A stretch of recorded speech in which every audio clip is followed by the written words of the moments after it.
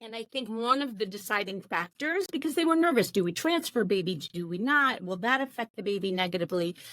One of the deciding factors for them was that they got a spot in the local Ronald McDonald House, which is huge. Your dream is to become a mom. My dream is to help you get there. I'm Rebecca Gruenspan, a single mom through domestic adoption and an adoption consultant for over a decade. I'll be your guide, along with other adoption professionals and members of the adoption constellation, walking you step by step down this beautiful and complex path of adopting your baby. When I was going through the adoption process, I had no idea what I was doing, what I needed to know, or more importantly, who to trust.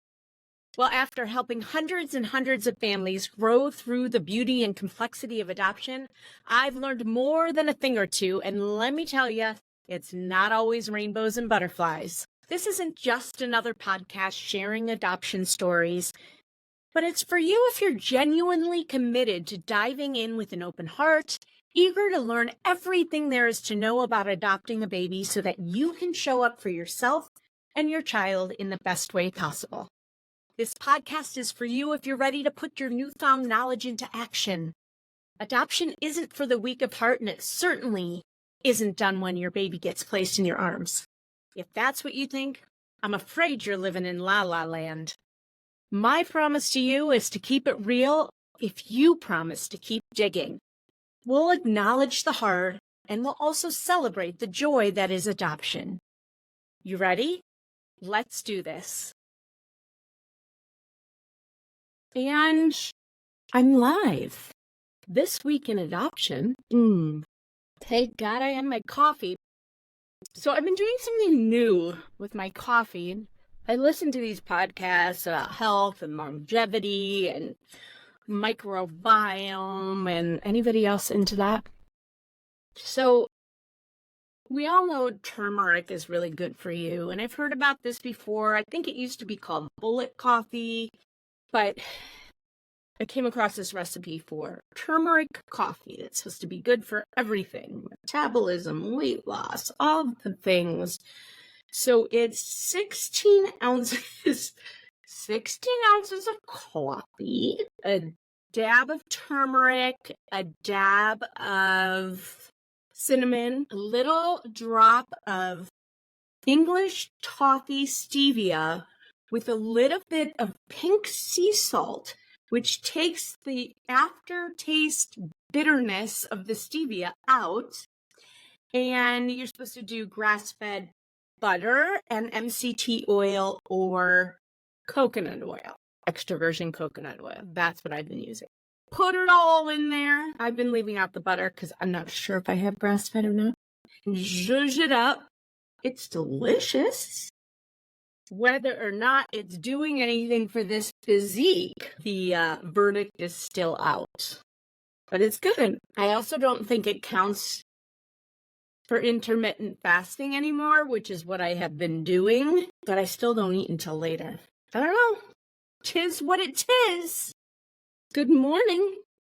This week in adoption, what has come up in our communities, online, in the world?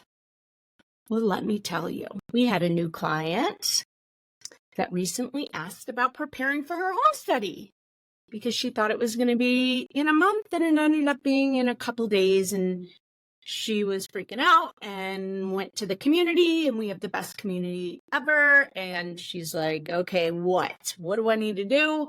How do I need to prepare? So I'm here to share that with you, which basically is, hey, don't worry about a thing, 'cause every little thing is gonna be all right. Okay, enough with that little interlude. But no, seriously, they're not looking to like check dust or make sure the house smells good, although hopefully it does.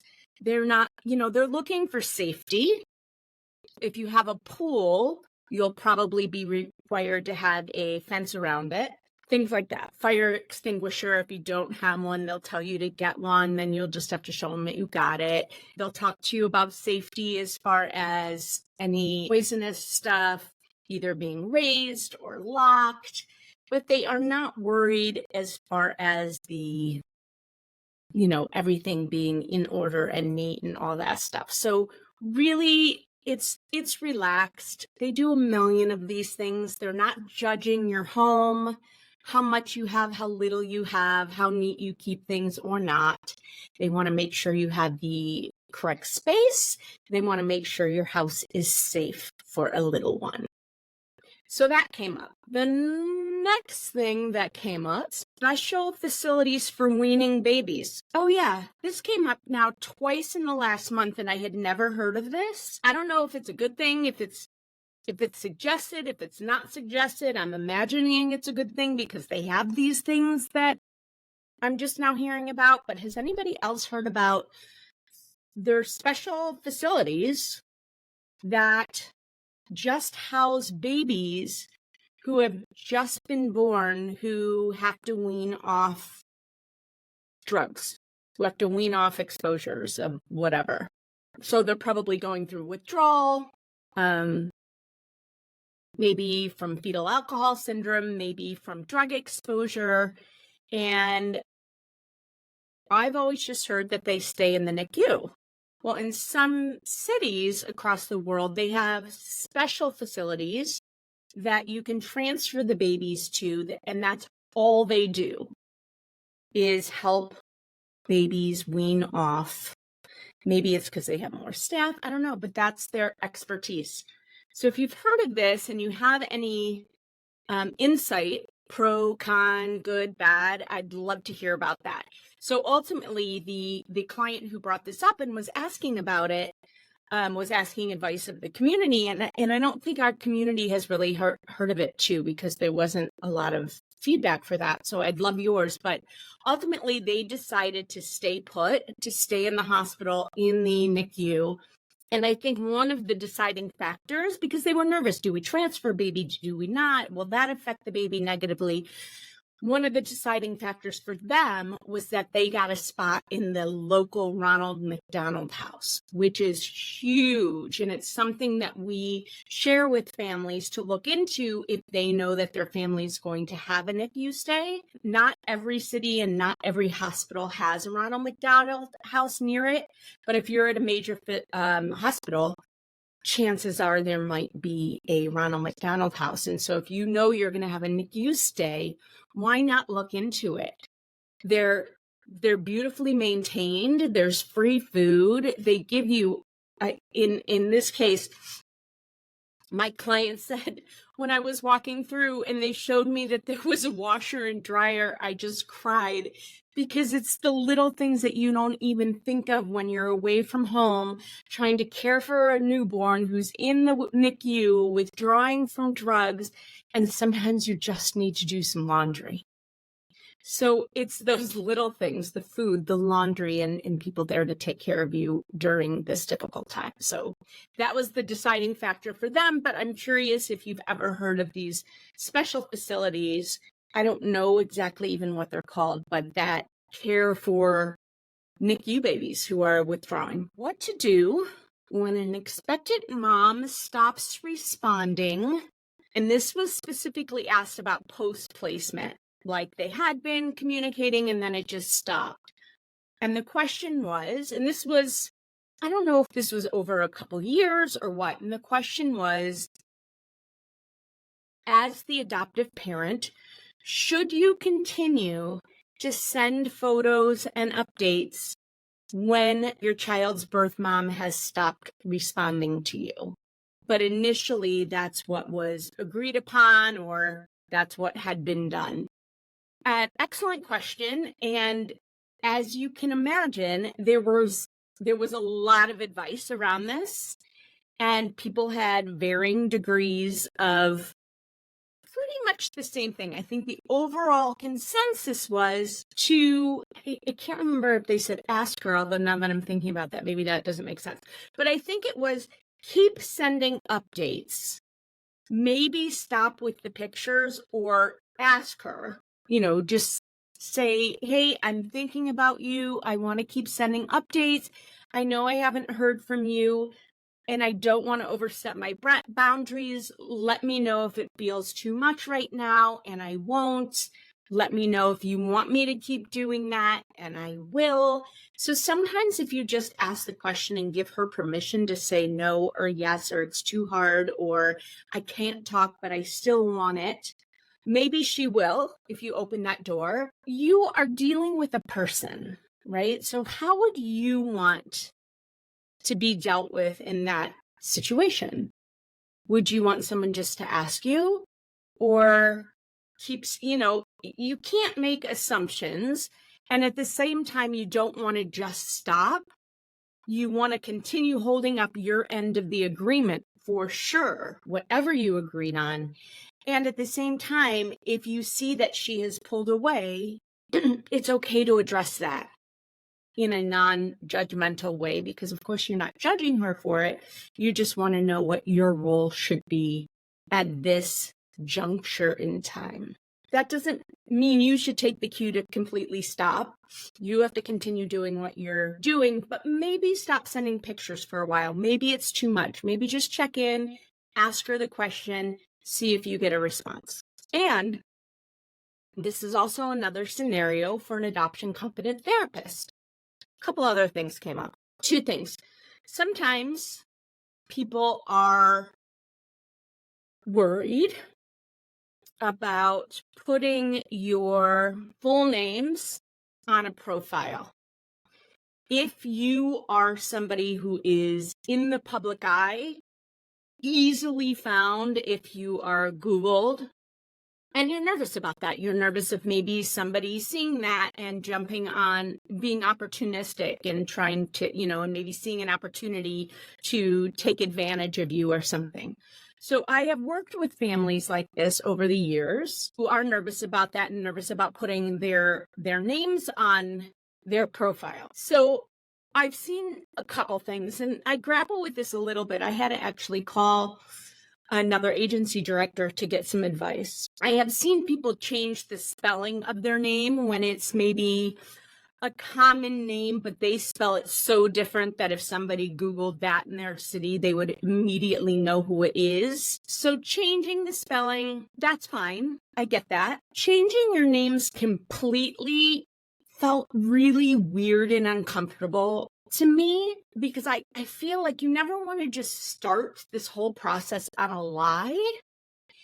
And I also understand that there are people out there that will be opportunistic, see an opportunity to take advantage of someone and try to match with you, unfortunately. So I was talking to this agency director and who said, I have seen people do that and am okay with it if after they match, they say, here's who we are, here's why we did that. We wanted you to match with us for us and not who we were. But here's who we are. And basically just tell the truth right away at that point. Or for me, I think maybe a good compromise would be take a close rendition of your name. So if your name is, let's see, Christina, maybe you say you use Chris or you use Tina or something like that. So it's not super obvious. So that came up. And the other thing was I had a conversation with clients who just adopted, and they know they're supposed to start sharing the story, their child's story from day one, which I always recommend. And they found out some things that they weren't aware of previously after the baby was born about the mom that could be very difficult information to receive. Before we go on, we're going to take a quick break, but don't go away. We still have so much to talk about. Adoption Roadmap Podcast is sponsored by The Adoption Roadmap Academy, the only online program of its kind for hopeful adoptive parents like you who want step-by-step guidance, preparing for your home study, creating a compelling adoption profile book, choosing the right agencies, and more so that you can bring your baby home sooner. As an adoption consultant and adoptive mom who's been where you are, I'm going to guide you step-by-step through everything you need to know about the domestic infant adoption journey from home study to finalization. And the great part is you get to do it at your own pace with a supportive community behind you. The Adoption Roadmap Academy is a step-by-step guide to domestic infant adoption for hopeful individuals and families who are sick and tired of waiting forever. It's the first and only self-paced, adoption consultant-led program that shows you exactly how to navigate the domestic adoption process from home study to finalization. With our proven 4-step adoption roadmap model, you're going to be able to save time you can't make up, hours and weeks and even months of tedious legwork and research are done for you. You're going to be able to go at your own pace. No matter what else is going on in life, nobody's going to be breathing down your throat. You are going to be able to gain and keep momentum because everything is going to be spoon-fed for you in exactly the way you need. You are going to possibly even save money by knowing how to vet situations and working with the right agencies. It could save you a lot of heartache. You are going to be able to access this course anytime, anywhere, and get expert guidance and support, not only by me, but also by an amazing community who know exactly what you are walking through. Here's what you can expect inside. You'll be getting streaming videos, worksheets, bonus resources, an adoption profile creation, agency contacts, live streams to connect with other people, and unending education, all using our 4-step proprietary adoption roadmap model. Plus, you'll be receiving a bonus mindset step that I highly recommend for everyone. So if you're interested in starting your adoption journey and ready to fast forward and simplify your domestic adoption process, please email the word academy to support@rgadoptionconsulting.com today, and we'll get you started. And they found out some things that they weren't aware of previously after the baby was born about the mom that could be very difficult information to receive. It could change the way you think about yourself. It could change, whatever. It was a mental health condition. And they said, I know it's too early now, but when and do we share that? When do we share that? How do we share that? And I reminded them that, number one, this is a perfect example of why we always recommend working with an adoption competent therapist from the get-go, from the start of your journey. There are things that you are grappling with that you don't even realize you're grappling with that you need to grapple with. And there are also things that are going to come up that you're not quite sure how to handle. And this was one of it. They just wanted to think it through right now. And my advice was, number one, come to our next circle of support call when we work with an adoption competent therapist and bring this up and see what they had to say. Number two is we always want to be 100. Keep it real. Tell the full story to our children in age-appropriate ways when the time is right. We never want to hold anything back from our children because they deserve the whole truth and nothing but the truth. So help me God. Even if it's hard, they deserve to know their whole truth, even when it's hard. But I love the fact that they're thinking about it now to get some advice, to get some words, to get some knowledge about things that can be put in place for them as their child grows and maybe more comes out. So these were all such amazing. I love our community. Our community asks such great questions, and I love going on to various adoption communities all over social media and seeing what people are asking. So when I show up here every week, I want to answer those questions, bring up some things that have come up within our community and online. And if you have any questions, I invite you to submit those questions, support@rgadoptionconsulting.com, or any way you know how to reach us. I would love to be able to answer those live right here. So have a great week. Keep staying focused on your roadmap if you are on your adoption journey. If you stray, that's okay. Get back on. Build a supportive team around you. And have a great rest of your week. That's it for today. Bye-bye. Well, I hope you enjoyed that episode of the Adoption Roadmap podcast. If you did, I have a few favors to ask of you.